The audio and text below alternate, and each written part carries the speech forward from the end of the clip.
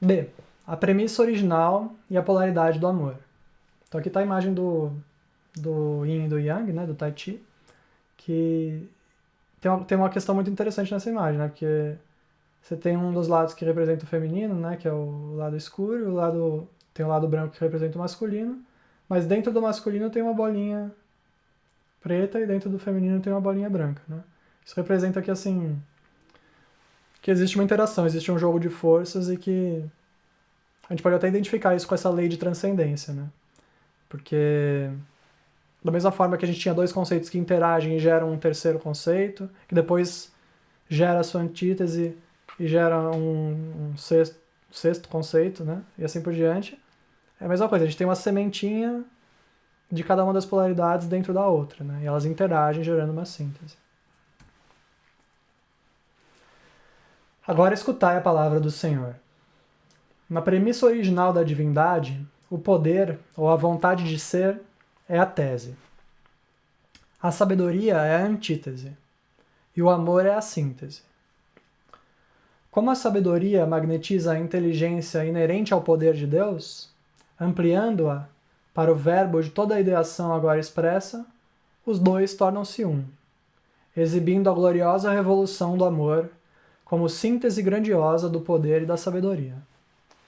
O amor, como consumação da essência do poder e da sabedoria, torna-se então a nova tese, que personifica a mais plena realização de si mesma na obra do Senhor, encarnando os três em um em cada ação manifesta.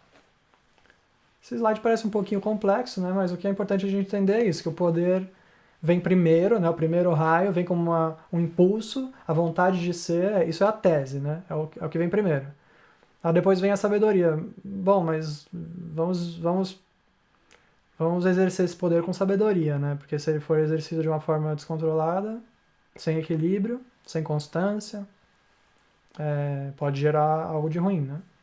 Ok. Aí essas duas ideias entram em harmonia uma com a outra e geram a síntese que é o amor. Ok, então o poder exercido com sabedoria naturalmente se torna o amor. E o amor, ele contém as três chamas, né? Tem uma imagem, eu vou procurar aqui para mostrar para vocês.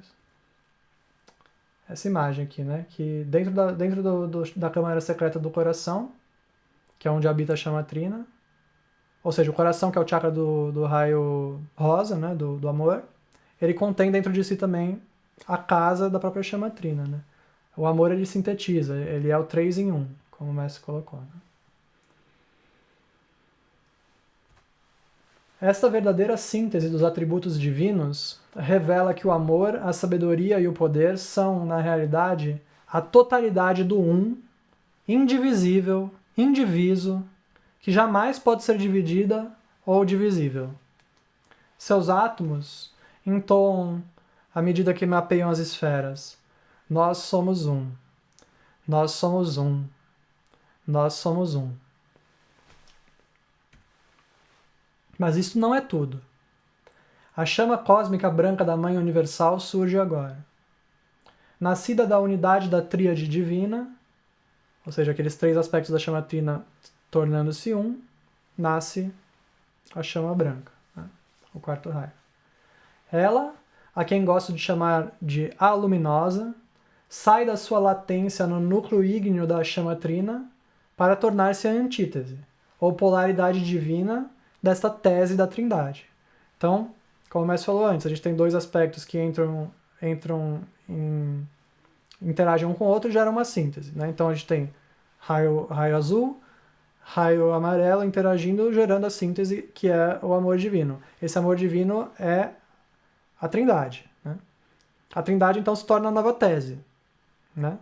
E a antítese que gera a polaridade negativa em relação a essa tese da chama trina é a chama branca, né? Agora a gente vai ver como é que a interação delas, que seria a síntese da interação desses dois atributos, né? Então o raio branco, ele é a antítese da tese da trindade, da chama trina. E a partir desta união é produzida a síntese de inúmeras manifestações da totalidade, filhos e filhas de Deus, cada um deles uma nova premissa, encarnando os atributos quádruplos, Pai, Filho, Espírito Santo e Mãe. né? Então, na verdade, a síntese da chama trina com o raio da mãe somos nós, é o corpo de Cristo, cada manifestação de Deus, é a pluralidade das manifestações, né, que refletem a face de Deus, né? Cada autoexpressão do todo, sintetizando de forma única as suas qualidades no livre-arbítrio último, na chama da liberdade, não através de alguma inevitabilidade abominável das forças históricas ou econômicas que escravizam sucessivamente a raça, mas da união na lei do um. E então os três, cingidos pelo quarto, a mãe abençoada. Né? Então aqui a gente começa a perceber como é diferente as polaridades divinas das polaridades humanas. As polaridades humanas nunca levam a lugar nenhum, você fica ali girando em falso. Né? Aqui a gente já viu que com apenas duas etapas dessas interações gerando uma síntese, a gente já chegou em algo muito mais transcendente do que a premissa original, que era o poder divino. Né? Então, é assim que as teses, antíteses e sínteses divinas acontecem. Tem aquele poder de transcendência, que era o que Hegel trazia a princípio, né, na sua tese sobre a dialética. Né?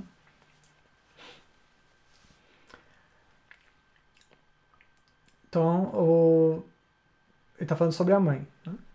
Ela manifesta sua natureza complementar como a Shakti de cada indivíduo da Trindade, liberando a partir do centro do lírio branco de cada pluma, a partir da polaridade masculina do poder, da sabedoria e do amor, a manifestação feminina nos mundos da forma. Então, para cada uma dessas chamas, para cada um desses atributos, né, poder, sabedoria e amor, a chama trina, que é a nova tese, a mãe divina, que é o novo polo positivo, a mãe divina vai apresentar o polo negativo, que é a manifestação nos mundos da forma. Né? É isso que está ligado a isso o raio branco. E aqui tem uma questão do lírio branco, né, que é um mistério relacionado à mãe divina, né, e que Jesus também falou sobre isso nas suas pregações. Né? Olhai os lírios do campo. Né? Ele compara os lírios do campo à vestimenta de Salomão. Né? Ele fala assim, nem Salomão, em toda a sua glória, se vestiu tão bem quanto esses lírios do campo. Né? O que ele queria dizer? Quer dizer, não tem ninguém cuidando dele, não tem ninguém fabricando tecido, mas o Pai cuida, né? Deus cuida. E Deus se manifesta. E o lírio branco do campo ali está manifestando Deus na forma. Né? E Jesus sabia desses mistérios no nível interno, então ele utilizava esses símbolos de forma muito consciente e deliberada. Né? É um mistério eterno, assim, relacionado à Mãe Divina e aos ensinamentos da fraternidade. Justamente é isso, assim, Deus se manifesta na forma, né? Era isso que ele estava querendo trazer, assim, né? E na imagem do lírio. Quando esses quatro se tornam colunas no templo das chamas gêmeas, alicerce de sua poderosa obra dos séculos, eles mesmos se tornam colunas no templo do nosso Deus. Né? Então a gente absorve esses quatro elementos, né, os quatro primeiros raios no nosso templo, né, nossos quatro corpos inferiores. Quando a gente tem duas chamas gêmeas fazendo isso simultaneamente, essas chamas gêmeas então se tornam colunas no templo do nosso Deus. E nenhum outro alicerce ou falsas premissas ou conclusões sintéticas podem ser estabelecidos, pois o homem, fruto do mais alto, contém a tese, a antítese e a síntese originais, como a trilogia da chama trina no seu coração. E aqui a gente vê as duas chamas gêmeas em união, erguendo, inclusive, pelo que parece, tem uma chama branca, né, que eles estão segurando nas mãos, erguendo essa chama branca ao centro da presença do Sol, né, simboliza as correntes da ascensão, e eles estão aí se tornando templos de Deus, né, a manifestação de Deus, embaixo como no alto.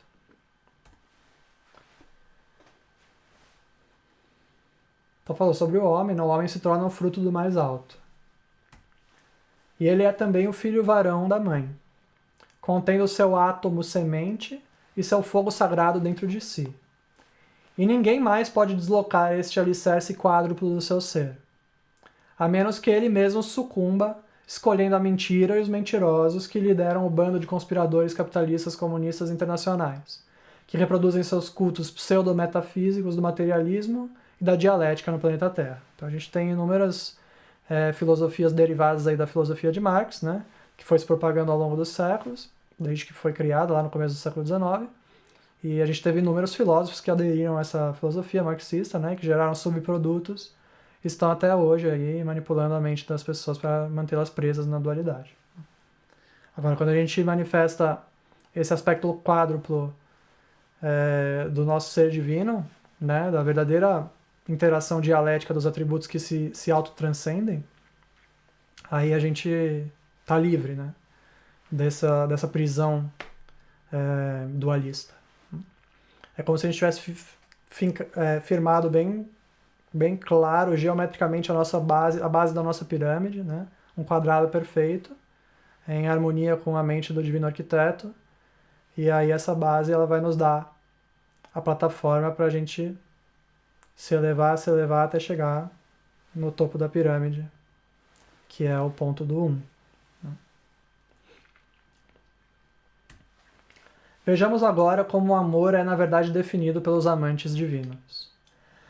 A senda do amor ardente, que é o fogo sagrado todo consumidor de Deus, consome até mesmo a força do anti-amor, o mal absoluto dos anjos réprobos contra a divindade. Pois o amor divino vai além do amor. Ele é o poder e a sabedoria contidas no um. E muito mais. E aqui reside o mistério do amor. O amor é mais do que o efeito ou a causa menor. É a causa primeira e ponto de luz para além de todas as trevas, para além de toda a luz e trevas. O amor é todo amor, excedendo as expressões visíveis e os relacionamentos. O amor é a força cósmica invencível. E aqui a gente está vendo o chakra do 8º raio, que é a câmara secreta do coração, onde habita a nossa chama trina, né? Onde habita esse segredo mais profundo dentro da própria chama do amor, né? Então a gente tem o chakra do coração, que é o chakra da chama rosa. A chama representa o amor, assim, no sentido do amor como parte integrante do 3, né? Da trindade. Mas dentro desse amor menor, assim, por assim dizer, tem um mistério transcendente, que é esse amor além do amor, né? É o cerne mais íntimo do amor ligado na lei do 1, né? E aí a gente tem essa manifestação da chama trina em perfeito equilíbrio, em equilíbrio com a luz da mãe e com todos os mistérios do universo, com todos os mistérios do 1. O verdadeiro amor, o amor divino, em sua própria magia, ainda assim pode ser conhecido pelas chamas gêmeas que habitam a zona crepuscular do amor adulterado. Então agora o mestre vai falar um pouquinho sobre os relacionamentos humanos e como que funciona o amor assim, no extrato de consciência humana. Pois o amor é sempre puro e não contém em si nenhuma força autopoluente ou automutilante, como medo do fracasso, medo da verdade, medo da vida, medo de ser amor. Nenhuma interação ou jogos de poder da psicologia humana pode desfigurar o verdadeiro amor, mas pode e realmente desfiguram o amor humano, que aguarda na incubadora, cuidando dos aglomerados da consciência até que o anjo do Senhor revolva as águas da mente e eleve uma única gota ao sol, onde toda a criação do amor humano entrega-se ao abraço do divino. O verdadeiro amor é sempre compreensivo. No entanto, não é sempre necessariamente compreendido. Ele fala com a voz da autoridade do pastor, jamais do tirano mesquinho. Ele pune, retirando com suas chamas acariciantes as camadas de auto-engano do homem-criança. O amor, como disciplina, possui a dureza da mente diamantina de Deus brilhando, capaz por si só de cegar o ego tirano e libertar os cativos. Do coração verdadeiramente amoroso do Cristo, as palavras: Pai, perdoa-lhes, porque não sabem o que fazem, são pronunciadas com facilidade. Então aqui o mestre está passando por vários atributos desse amor transcendental, desse amor além do amor. Assim, né? Então ele traz uma qualidade do raio azul, da disciplina, da mente diamantina, ele traz um senso de autoridade, ele é compreensivo, e ao mesmo tempo é esse equilíbrio, né? Equilíbrio de forças entre um aspecto mais disciplinador, mais paternal de Deus e um aspecto mais misericordioso, né? Representado pelo raio rosa, e que é capaz de dar essa misericórdia, né? Pai, perdoa-lhes. Eles não sabem o que fazem, né? O amor não tem imitadores, pois apenas Deus é amor. No sentido humano do amor, estão contidas a tese e a antítese do amor. Assim, humanamente falando, aquilo que tem a capacidade de amor humano também tem a capacidade de ódio humano, né? Retornamos àquele exemplo que eu dei antes do relacionamento, onde as duas coisas existem. E é precisamente essa a fonte da tragicomédia da vida. O divino, contudo, não é assim. E aqui a gente tem a cruz do raio rubi com os anjos ao redor, né? A gente pode refletir um pouquinho sobre a missão de Jesus e o seu sacrifício, que foi justamente um sacrifício feito por amor para transcender a lei humana, né? Em que um amor gera a antítese do ódio, né? Então o amor que Jesus dava às pessoas, ele gerava essa antítese do ódio, né? Por quê? Porque as pessoas se voltavam contra Deus, né? Estavam presas na lei da dualidade e não conseguiam aceitar a existência de um amor transcendental e uno, né? Onde não existe ódio. E aí o ódio vem à tona, ele aparece, né? E aí Jesus aceitou conscientemente, de livre e espontânea vontade, receber esse ódio e transmutar ele no seu serviço, né? Que maior amor existe do que dar a sua vida por aqueles que você ama? No absoluto, mas agora o mestre vai falar sobre a lei divina, né? O divino, contudo, não é assim, não existe ódio dentro do divino, né?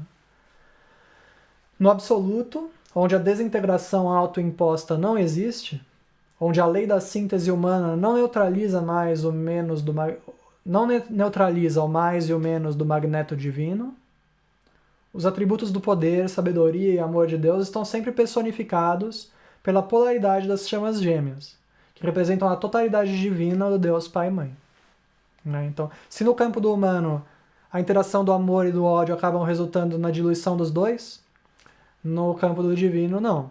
A polaridade está sempre mantida, sempre tem um mais e um menos, e que manifestam a totalidade do Deus Pai e Mãe. Na tradição hindu, essas encarnações divinas dos princípios masculino e feminino de cada pluma da Trindade recebem nomes e são lembradas como emanações da divindade. Então agora a gente vai entrar num breve estudo sobre as divindades hindus.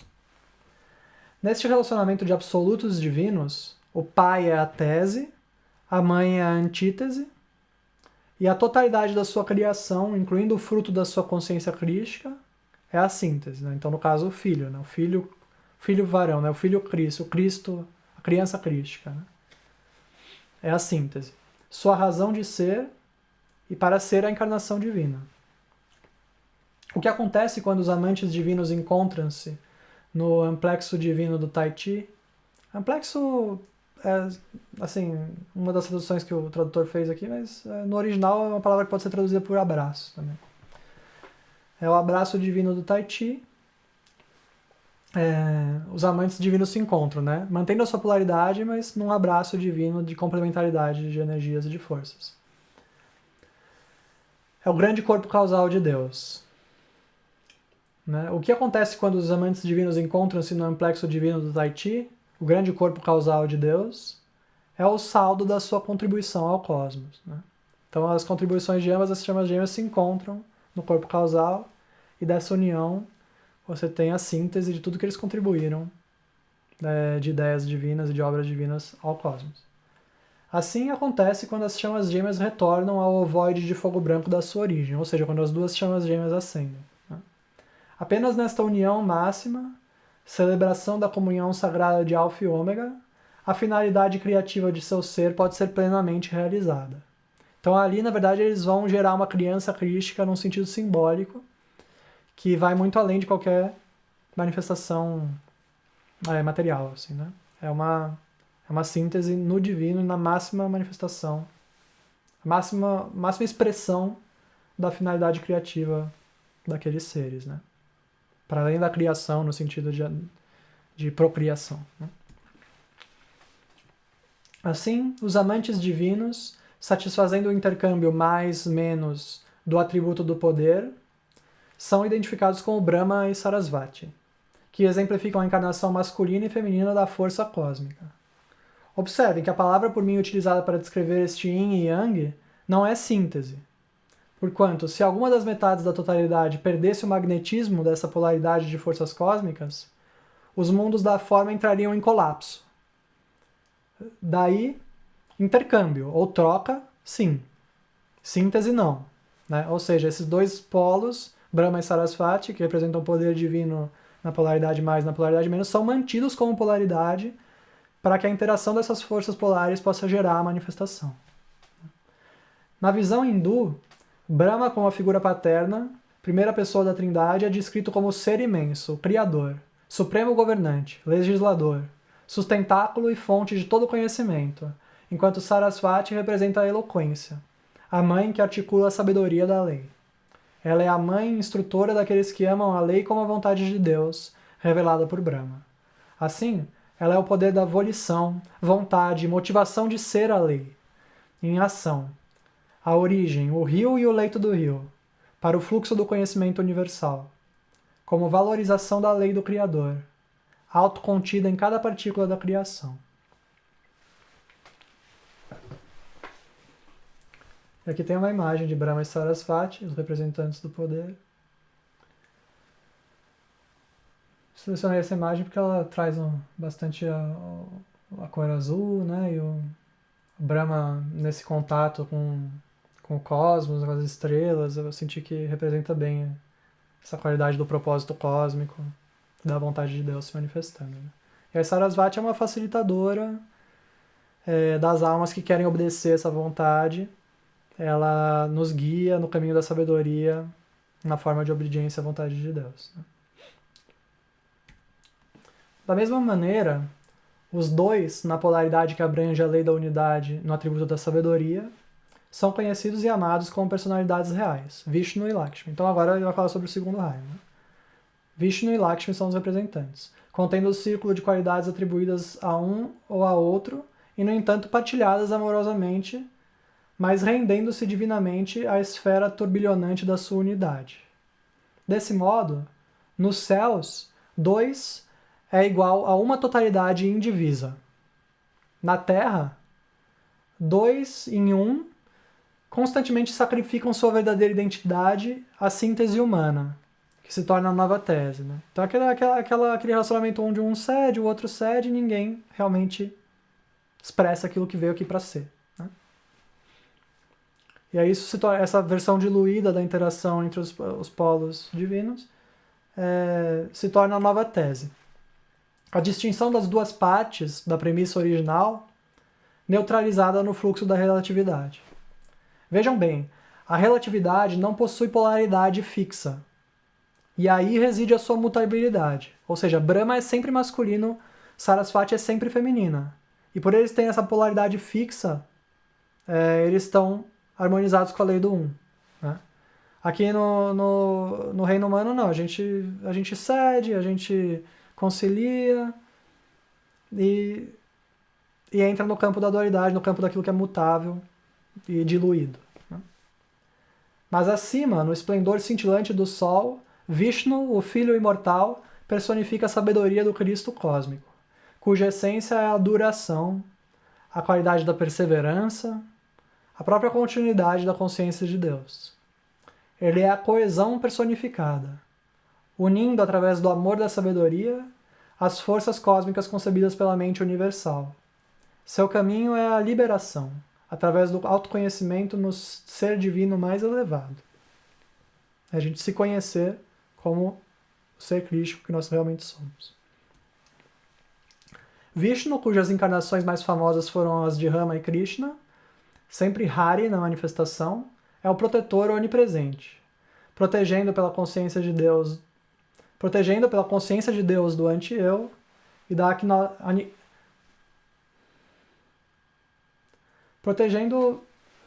ele protege pela consciência de Deus do anti-eu, que protege a gente do anti-eu, né?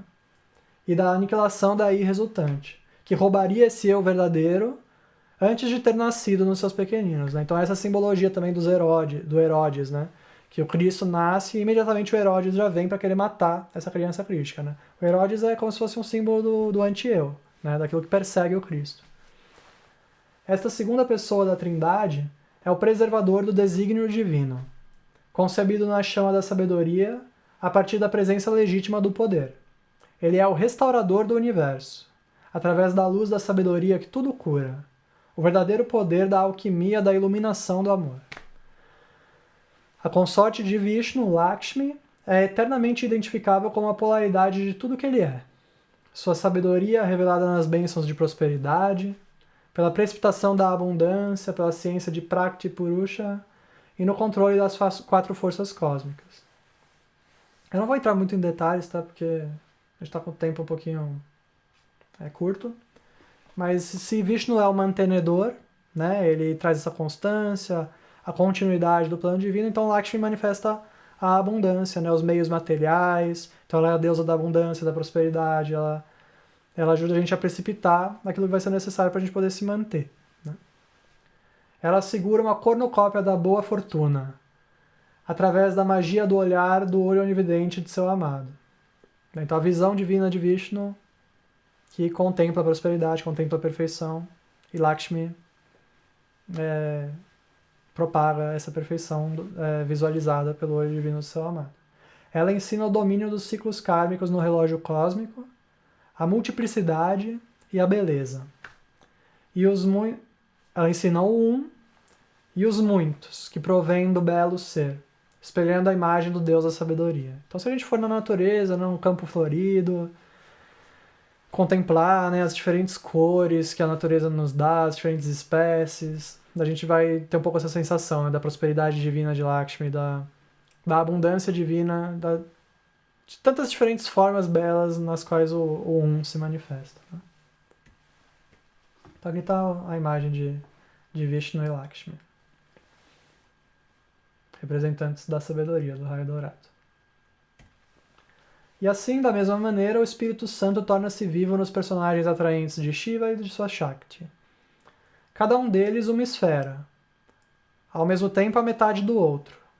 Esses complementos divinos do amor são uma prova viva, para todas as almas que amam, que o contrário do amor divino não é o ódio, mas o equilíbrio, seja ele masculino ou feminino, da compaixão e da bondade, corrigindo com firmeza, dando e recebendo gratidão como formas ativa e passiva do mesmo verbo, amar. A natureza dual de Shiva, Senhor do Amor, ele mesmo destruidor e libertador, é complementada por sua consorte, que sob formas multifacetadas é ao mesmo tempo exterminadora de demônios e salvadora de crianças. Parvati é o nome da benevolente filha da montanha, a mãe e esposa gentil e benevolente. Né? Então ali é aquele arquétipo da boa esposa, da esposa fiel, que ama, né? Que cuida dos seus filhos, boazinha, né? Aquela coisa assim, recatada e do lar, um pouco esse arquétipo. Assim, né?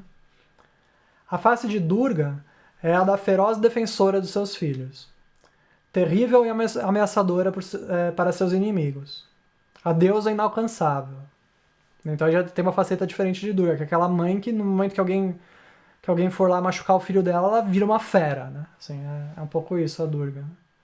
Enquanto Kali, outra metamorfose da natureza feminina de Shiva, representa a noite suprema da mãe, que engole a rede do karma e os mundos de tempo e espaço que a contêm.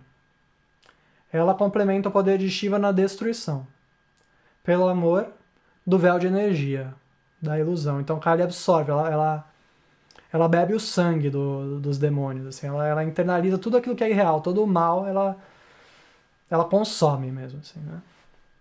Ela é a mãe que dedica a sua vida à causa do seu consorte e de seus filhos. Ela destrói tudo aquilo que precisa ser destruído, né? E destrói a partir do devorar, né? Assim, é esse aspecto da noite, né? Que devora. Sua aparência terrível é o símbolo do seu poder ilimitado. Aqui tem uma imagem de Shiva e Shakti que eu achei bem interessante, assim, trazendo um pouco essa sensação também das polaridades equilibradas, né? E aqui do lado direito você tem a forma que escolheram assim para manifestar aqui a Shakti de Shiva, acho que já estaria mais ligada a Parvati, né? É uma forma assim bem reluzente, bem feminina, doce, né? Gentil. E um detalhe interessante aqui é que na cabeça de Shiva que tem mais ou menos um padrão geométrico que é muito similar ao padrão geométrico aqui do chakra das 12 pétalas, né? Não sei se isso é coincidência ou não, mas achei um detalhe interessante de observar. E aqui tem a manifestação de Durga. Então Durga ela já vem com alguns símbolos de poder, né? Primeiro, ela está montada num tigre, né? Segundo, ela tem aqui um tridente, o tridente de Shiva tem uma espada, tem um arco e flecha, né? Ao mesmo tempo segura uma flor, né? Então ela é a mãe que é capaz de manifestar uma energia mais vigorosa, mais intensa para defender os seus filhos, né? E Kali é a grande engolidora dos demônios, né? A destruidora assim, de tudo que é irreal, né? Então é uma imagem mais que a gente olha assim, tipo, nossa, né? Mas na verdade é uma coisa muito boa, né? Que ela tá consumindo tudo aquilo que nos distancia da nossa realidade divina, né? Então ao olhar para essa imagem a gente está recebendo, na verdade, uma bênção, né? E eu achei essa imagem muito boa, porque apesar de ser uma forma de arte bem moderna, assim, com a qual a gente nem sempre está muito acostumado, mas eu achei muito, muito bem feita, assim, eu sinto uma vibração de amor bem forte do raio rosa, assim, bem presente nessa imagem. Por isso eu escolhi, tá? Parece mesmo uma flor se abrindo, né? A composição geral da imagem. E ela veste aqui um colar de caveiras, né? Ela tem alguns símbolos assim bem... é isso que o mestre falou, né? A noite que engole, né? Engole a irrealidade e ela ainda veste esse colar de caveiras como símbolo assim, do triunfo sobre tudo que é irreal, né? Todos os demônios que ela devorou, ela guarda apenas as cabecinhas ali. Então o mestre nos deu vários exemplos, né, tanto no atributo do poder, quanto no atributo da sabedoria, quanto no atributo do amor, das divindades hindus que simbolizam essas polaridades divinas, né, que representam isso no plano da manifestação para nós. Assim, a encarnação esférica do amor absoluto pelas chamas gêmeas cósmicas consome as forças do mal absoluto, na forma e nas personagens do anti-amor que se lançam contra ele. Essa força é personificada pelos traidores originais do amor, os anjos caídos, que, se pudessem, transfeririam para o próprio amor. Né? Eles querem realmente macular toda a criação. Né? Lembrem-se, então, de estabelecer sempre a diferença entre a polaridade pura e autossuficiente do ser, que o amor contém, e o amor a que se opõe diametralmente uma força que lhe é estranha e fora de si mesmo. E jamais cometa o erro de confundir os dois, né? Não vamos cometer o erro de confundir essa polaridade que convive em harmonia, né, como os consortes divinos nos demonstram. Jamais confundir isso com um amor humano que gera essa polaridade humana também do anti-amor, do ódio, né? O amor divino ele é sempre integrado na lei do um. Né? Ele não é dualista, não existe conflito e embate. Né? Acho que esse é o jeito mais fácil de manter esse conceito. Assim. É complementar e não combativo. Né? A lei da perversão, através da má qualificação do princípio original na prática de artes negras pelos adeptos da senda na mão esquerda, como estamos vendo, é extremamente confusa e misturada com a adaptação da síntese hegeliana à visão do mundo comunista. Para que sua teoria aflore, eles devem inserir sementes de corrupção em todas as teses que tenham o desejo de engolir, através da criação de uma antítese sintética, fabricada.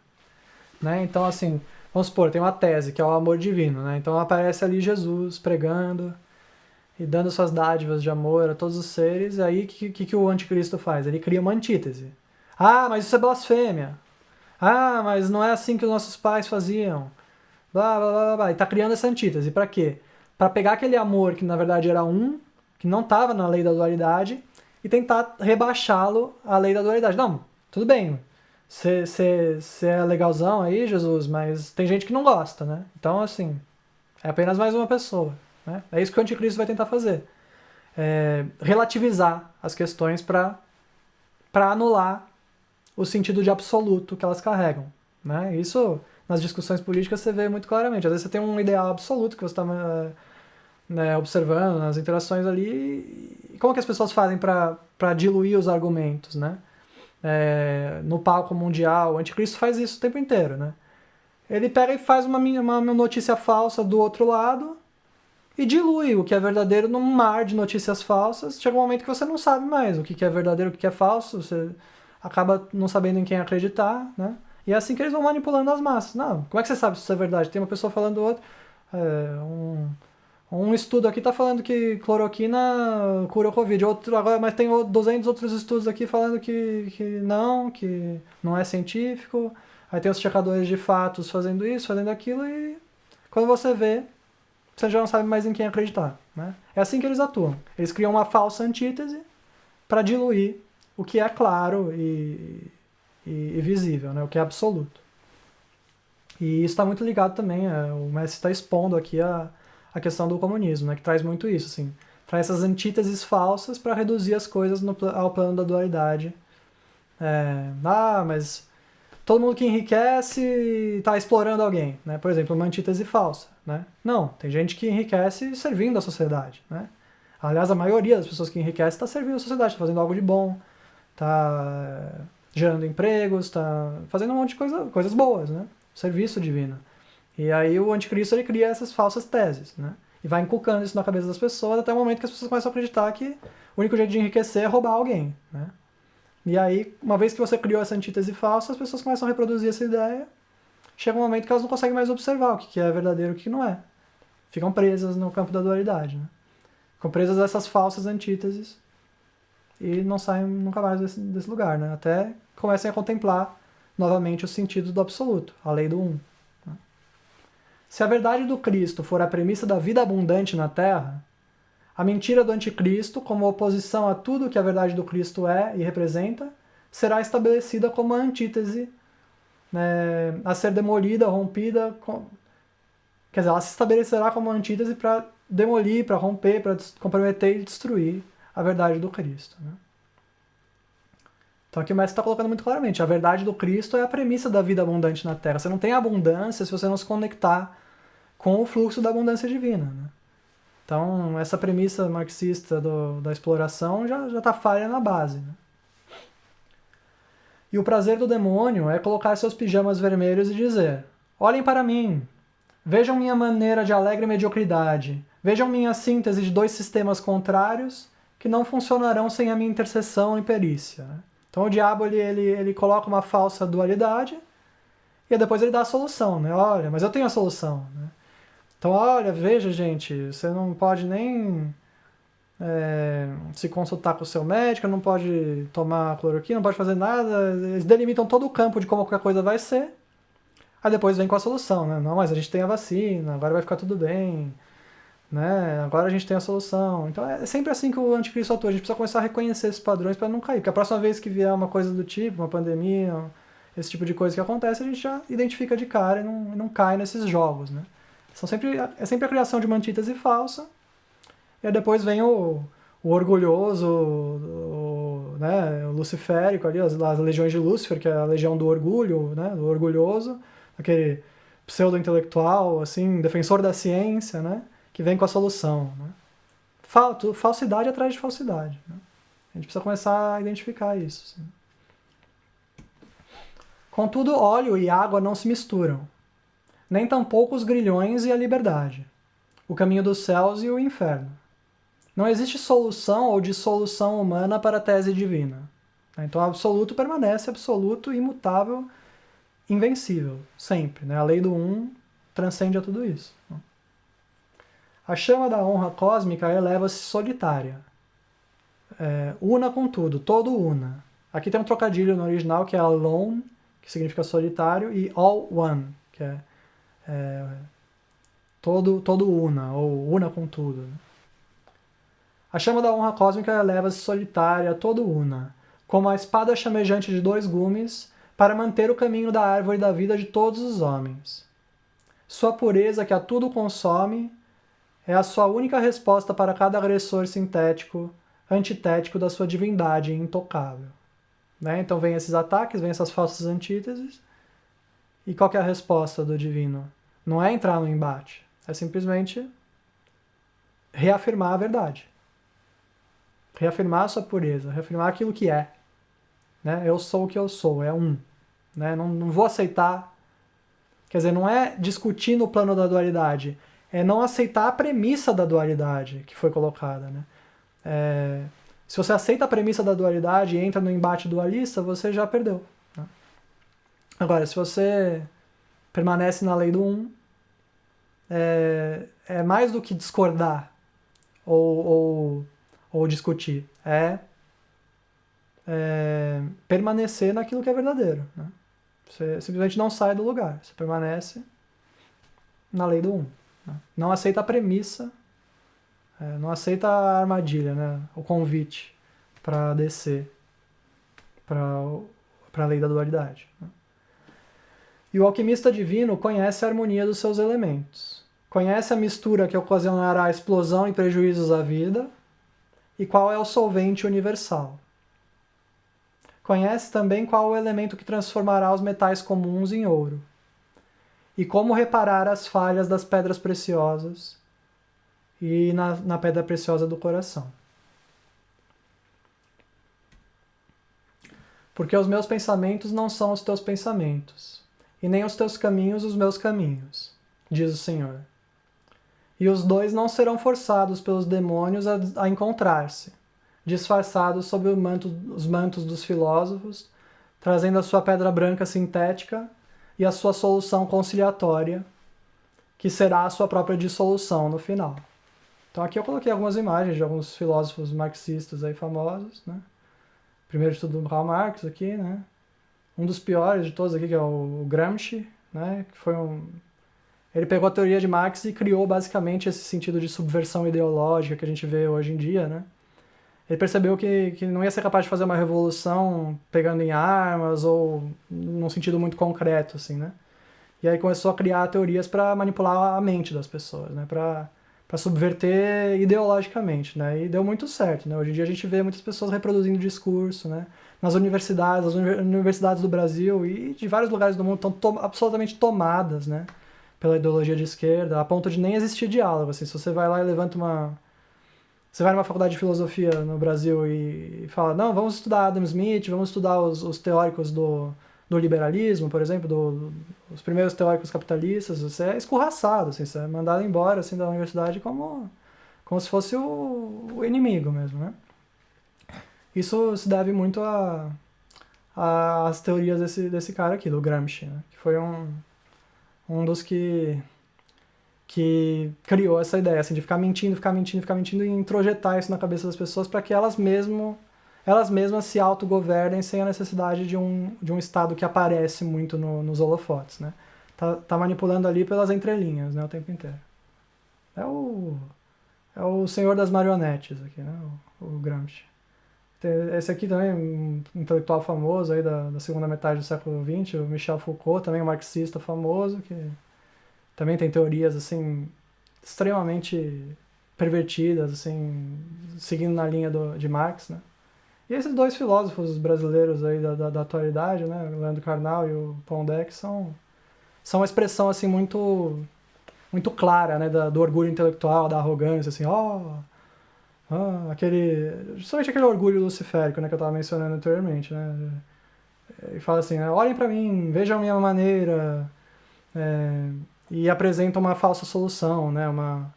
Apresentam falsidades como se fosse assim a alta cultura, né? Sempre trazendo assim essa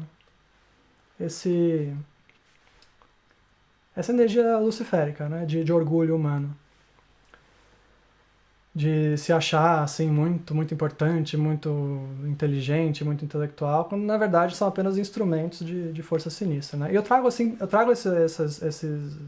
essas figuras para expor elas, né? para que todos saibam isso diante da luz divina, né, do que se tratam essas pessoas, né. Mas ao mesmo tempo a gente não vai julgar assim no sentido pessoal. A gente entende que as pessoas estão sendo instrumentos para uma força sinistra, né. Ou seja, a gente não vai ficar projetando o ódio e falar, é o demônio, é o desgraçado, né? Nada disso, assim, né? Apenas expor, né, diante da luz de Deus, para que os filhos e filhas de Deus não recaiam, né, no erro de ficar dando ouvidos a essas pessoas, essas teorias, que vão apenas desviar a gente do caminho, né? E a gente reza por misericórdia, né, para aqueles que ainda possam ser salvos, né? Que não estejam excessivamente identificados com essas energias que estão utilizando eles como instrumentos, né?